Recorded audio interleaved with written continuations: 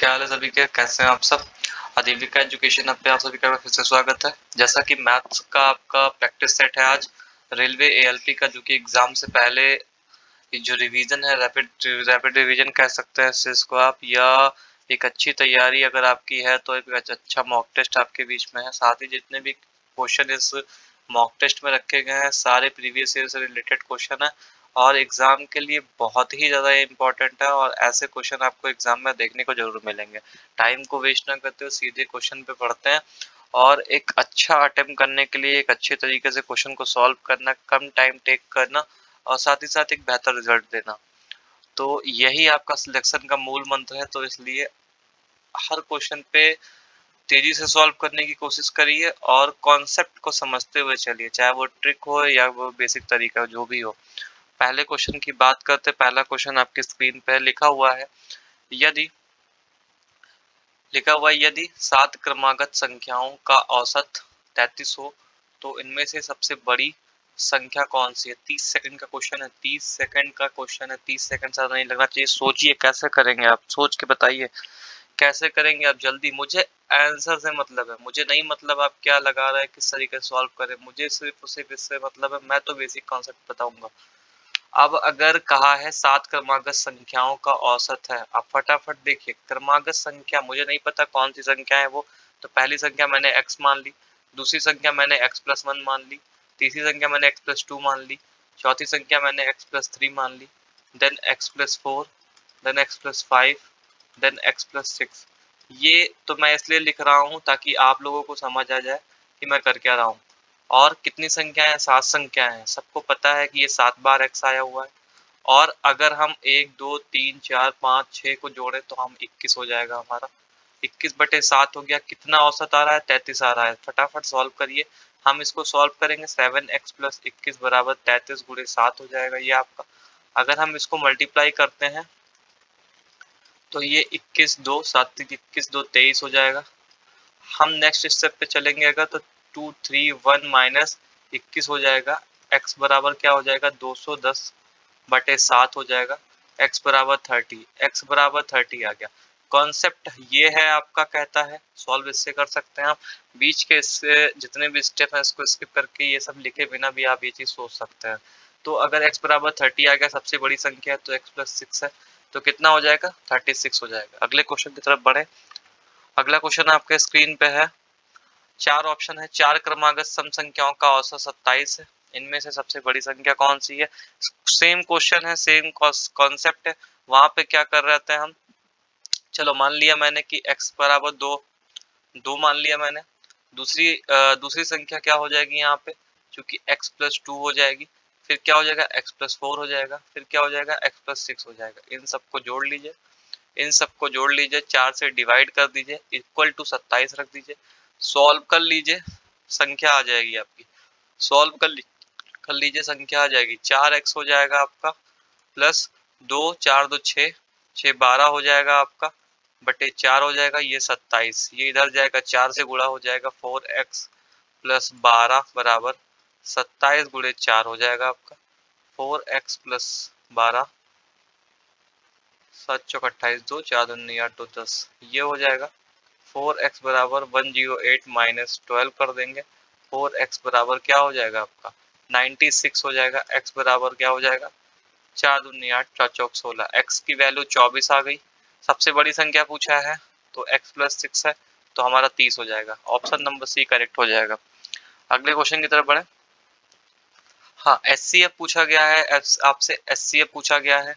सबको पता है कि अगर जब कभी भी एचसीएफ पूछा जाता है, आप 84 का फैक्टर निकाल लीजिए, आप 126 का फैक्टर निकाल लीजिए, आप 140 का फैक्टर निकाल लीजिए। जो चीजें सब में कॉमन होंगी वही हमारा एचसीएफ हो जाएगा। इस चीज को आप सॉल्व करिए, स्क्रीनशॉट लीजिए जल्दी से इस क्वेश्चन का और इसको सॉल्व करिएगा।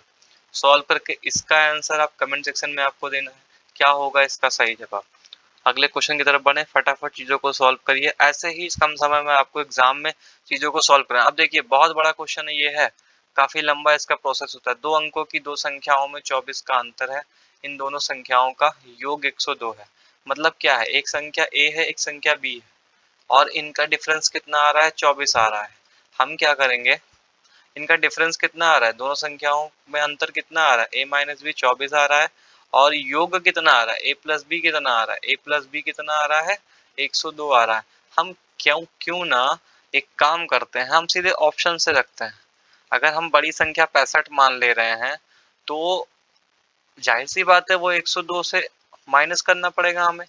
दैट्स मीन्स क्या होगा, ये 12 में से 5 जाएगा आपका तो कितना बचेगा, 7 बचेगा। 9 में से 6 जाएगा तो कितना बचेगा, 37 बचेगा।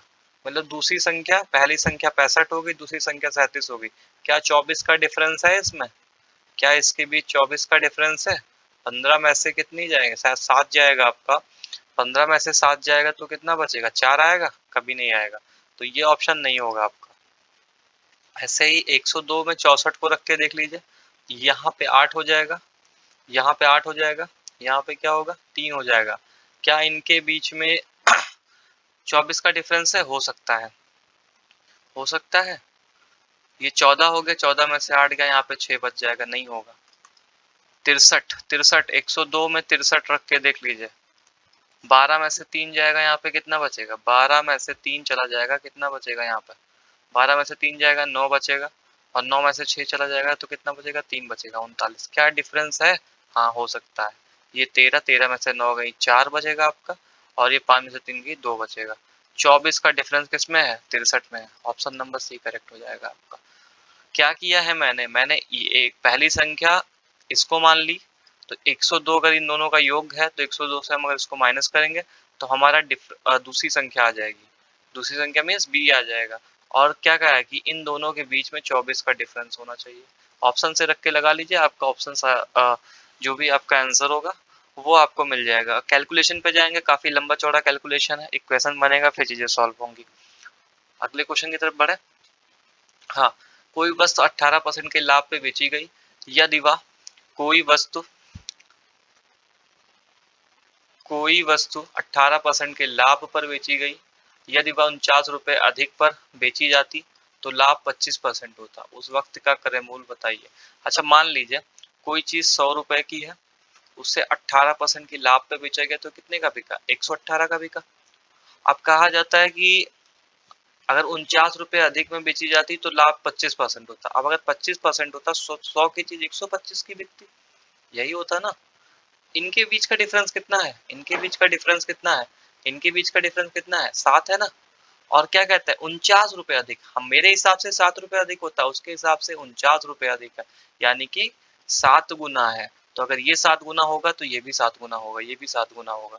तो 100 गुणे 7 कर दिए तो आपका कितना आ गया, 700 आ गया। यही आपका आंसर हो जाएगा। ऑप्शन नंबर बी आपका करेक्ट हो जाएगा।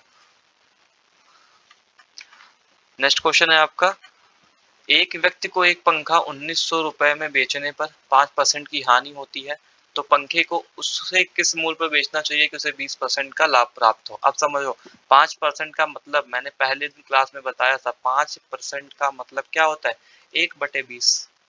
1/20 का मतलब कोई चीज 20 रुपए की थी, एक का लॉस हो गया तो कितने की बिकी, 19 की बिकी।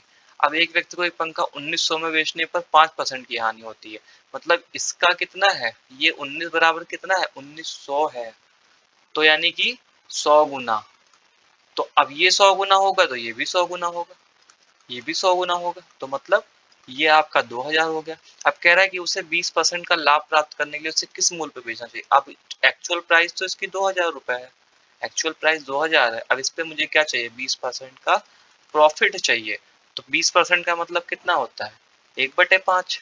ये कितने गुने पे, ये कितने गुने पे गया, 5 की चीज थी कोई और मुझे कितने में बेचना है, 6 में बेचना है।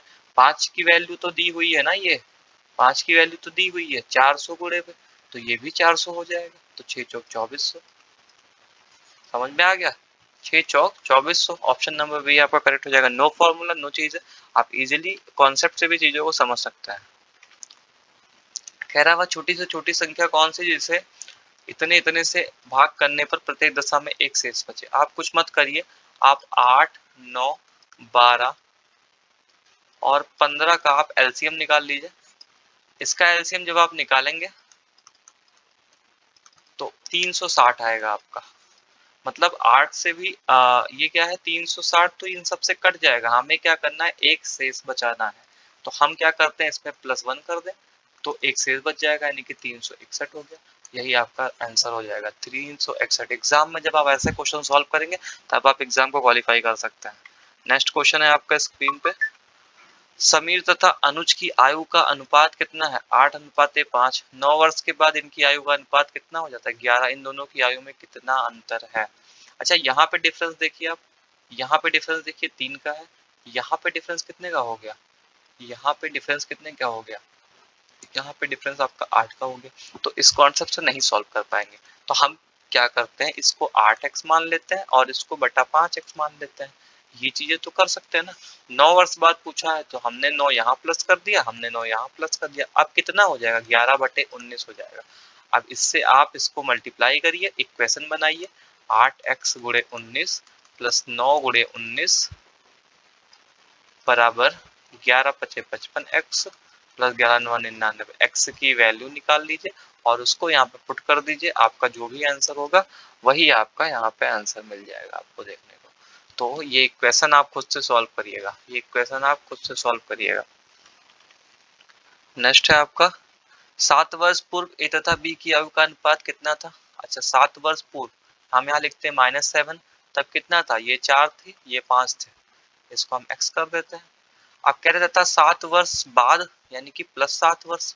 तो अब बीच का आने के लिए पहले तो अब मुझे 7 वर्ष ये प्लस करना पड़ेगा और बाद का जाने के लिए फिर 7 वर्ष प्लस करना पड़ेगा, तभी 7 वर्ष प्लस करेंगे तो हम आपके वर्तमान में आएंगे, 7 वर्ष प्लस करेंगे तो हम बाद में जाएंगे। तो हमें क्या करना है, हमें यहाँ पे 14 कर देना है। कॉन्सेप्ट को समझिए और इसको 5/6 कर देना। सेम प्रोसेस है, x की वैल्यू निकाल लीजिएगा, इसको सॉल्व करेंगे तो 6 चौक 24x प्लस ये हो गया आपका, ये 25x, ये हो गया आपका, ये 25 इधर आएगा, x हो जाएगा, ये 84 उधर जाएगा, माइनस हो जाएगा और ये आपका 14 हो जाएगा। ये वैल्यू आ गई 14। b की वर्तमान आयु पूछा हुआ है, b की वर्तमान आयु पूछा हुआ है, यानी कि इसकी वर्तमान आयु, तो ये हो जाएगा आपका 14 गुणे 5,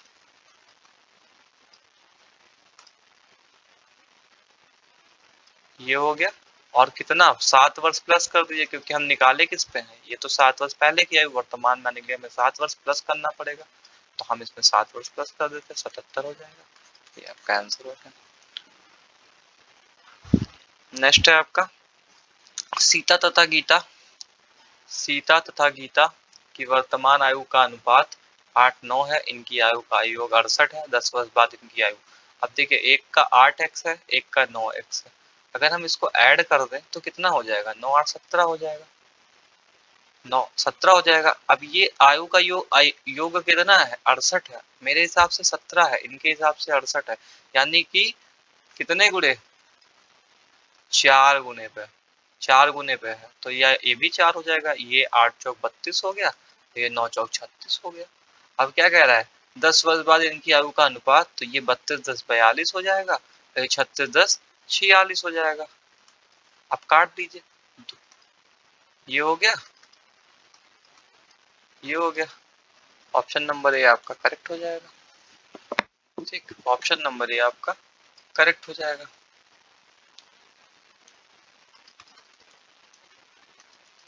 ठीक है,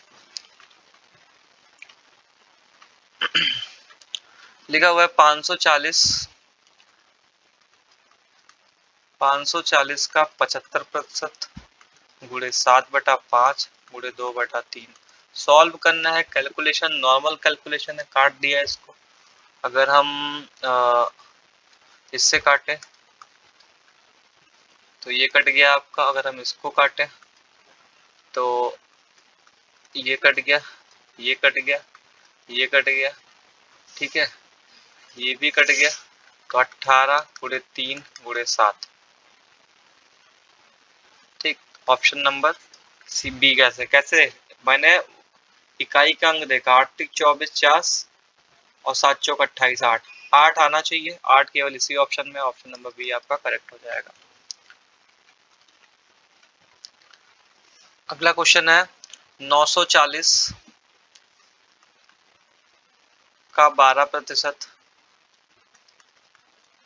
940 का 12% माइनस 450 का x% बराबर 227 का 30%।